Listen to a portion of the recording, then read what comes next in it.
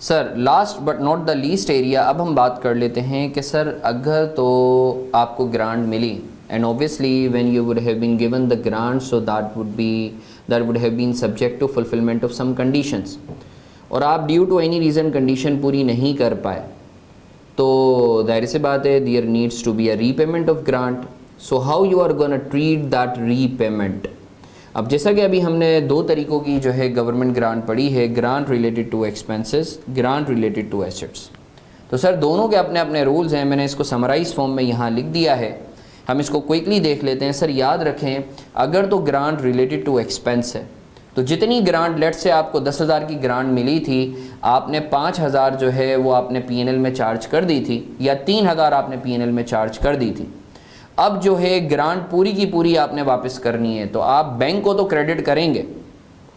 अब सर आप डेबिट क्या करेंगे, डेबिट क्या करेंगे, the repayment of grant is debited first against the balance on the deferred income if any.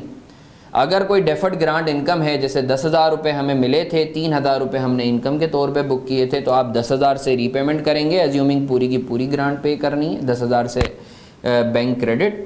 Deferred grant income में जितना बैलेंस होगा, लेट से हमारा कितना बचा होगा 7,000, क्योंकि 3,000 आप इनकम के तौर पे बुक कर चुके हैं, तो 7,000 को डेबिट करेंगे if any, then to expense account. और बाकी जो 3,000 है, सही है ना, आपने एंट्री तो बैलेंस करनी है, उसको आप एक्सपेंस के तौर पे बुक कर लेंगे, ग्रांट एक्सपेंस, तो आपकी एंट्री टैली हो जाएगी।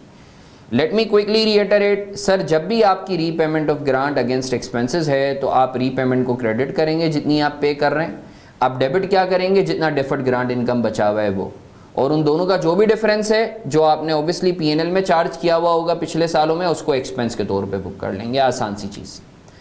अच्छा सर, अगर तो रिलेटेड टू एसेट है, तो then how we are gonna treat, the repayment of grant is debited to, सही है, वही आपका बैंक क्रेडिट होगा, डेबिट क्या होगा, the balance on deferred income account if any. अगर कोई डेफर्ड इनकम का बैलेंस है तो आप उसको डेबिट कर देंगे, डेफर्ड ग्रांट इनकम का, सही है, और to the balance on the asset account. और अगर कोई डीजीआई नहीं है, आपका रिडक्शन इन पीपी है, तो आप एसेट के अकाउंट को जो है वो क्या करेंगे, डेबिट कर देंगे, एसेट की वैल्यू को बढ़ा देंगे। And the cumulative additional depreciation that would have been charged to date had the grant not been received is recognised immediately as an expense.